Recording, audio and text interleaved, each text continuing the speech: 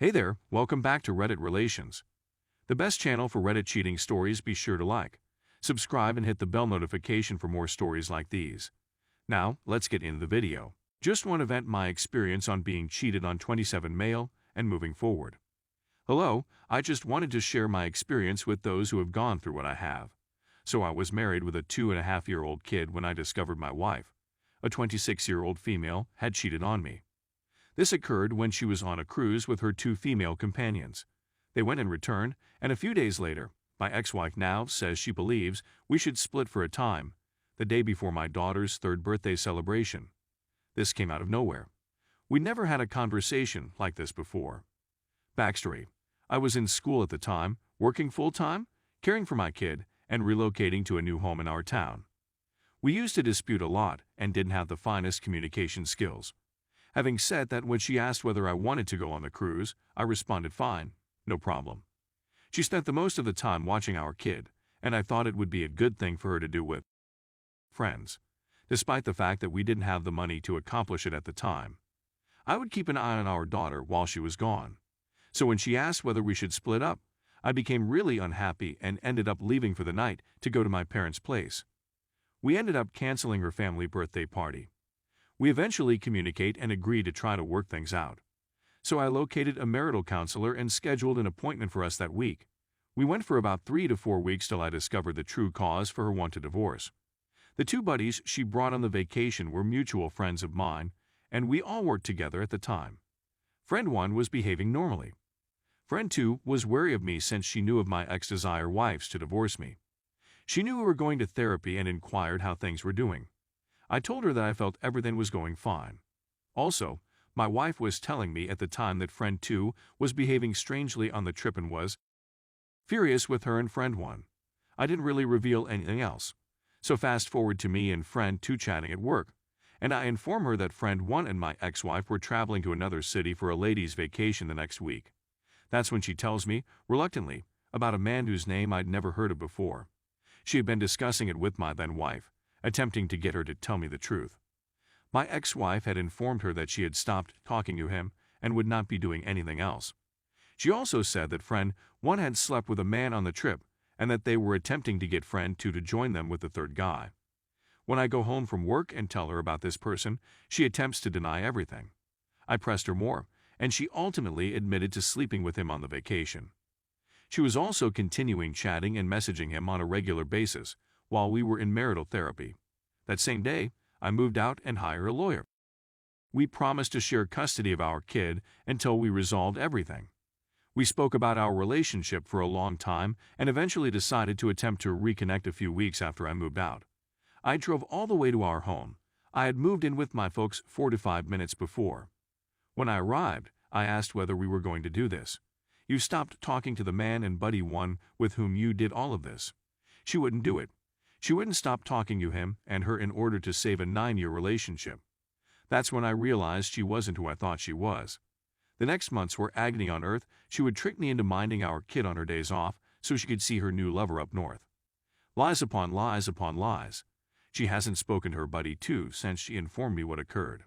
At one time, she told me it was my fault since we didn't communicate properly and would quarrel. Make my life a living misery. Fast forward, through it all, friend 2 and I became even closer friends and began dating. We've been in a relationship for almost a year. She is a lovely lady who shares my moral principles and loves my kid as much as I do. I have joint custody of my kid, which I like. I keep wondering why this happened to me, but I've realized it's made me stronger. She was incorrect, and no matter how awful she claims our relationship was, it doesn't justify the lying, cheating, and manipulative conduct she subjected me to. Also, around 9 months after everything, she crawled back to me, claiming everything was a mistake and she was sorry and so on. She had stopped communicating to him a few months after everything had happened because she wanted to sort things out. She revealed her real nature to me while I was weeping my eyes out after discovering the infidelity and her spitting all over me. Sorry for the lengthy read. It felt nice to get everything out there.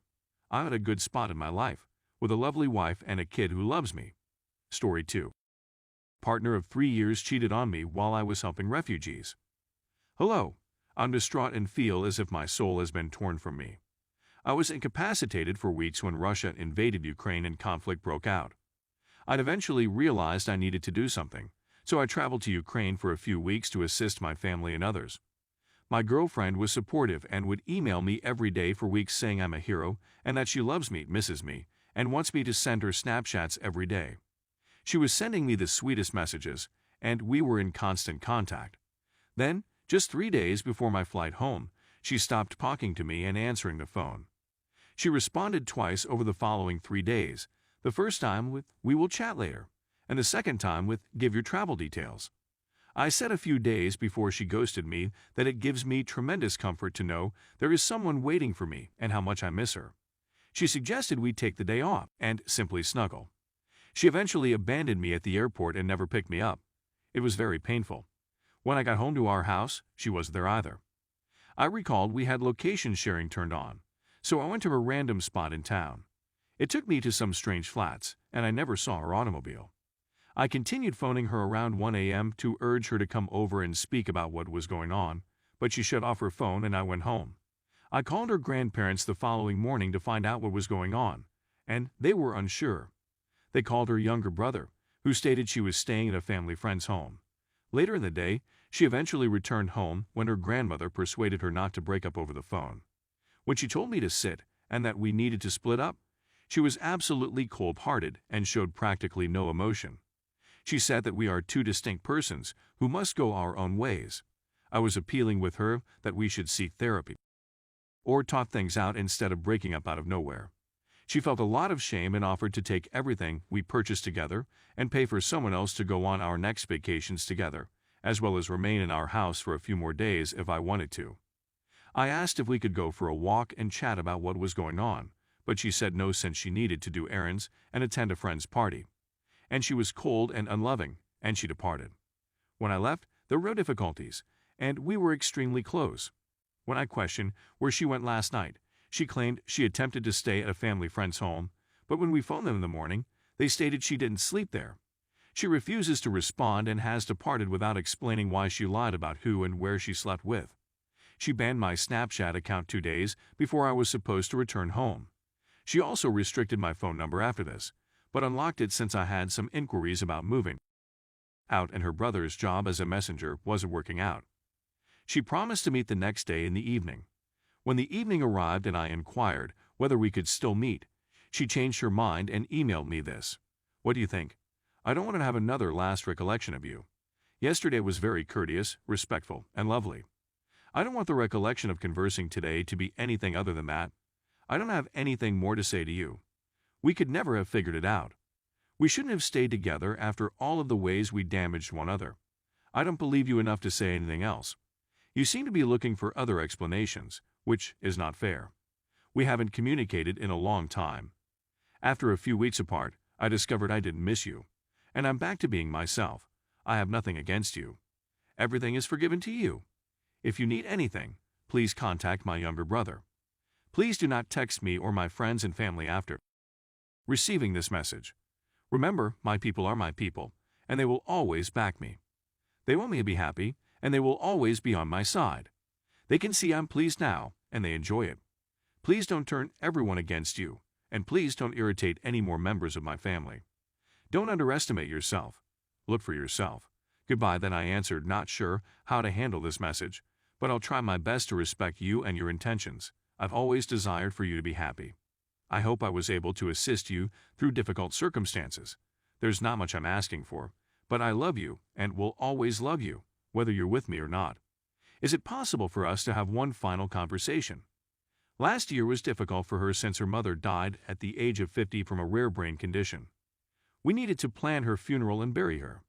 But for the remainder of the year, I remained at her side while she battled suicidal despair. I did all I could to help her, even if it meant losing myself in the process. She improved after the new year. I was trying to concentrate on myself when the conflict broke out, and she encouraged me to go aid the refugees. Why would someone be so callous after 3 years together and not care to provide any closure? We were best friends, soulmates, and lived together for over 3 years. After I returned after assisting refugees, I planned to make a proposal. Why would she be so loving and supportive up to the end, and then just disappear, and 99% of the time she cheated on me and then broke up with me. Thanks for reading.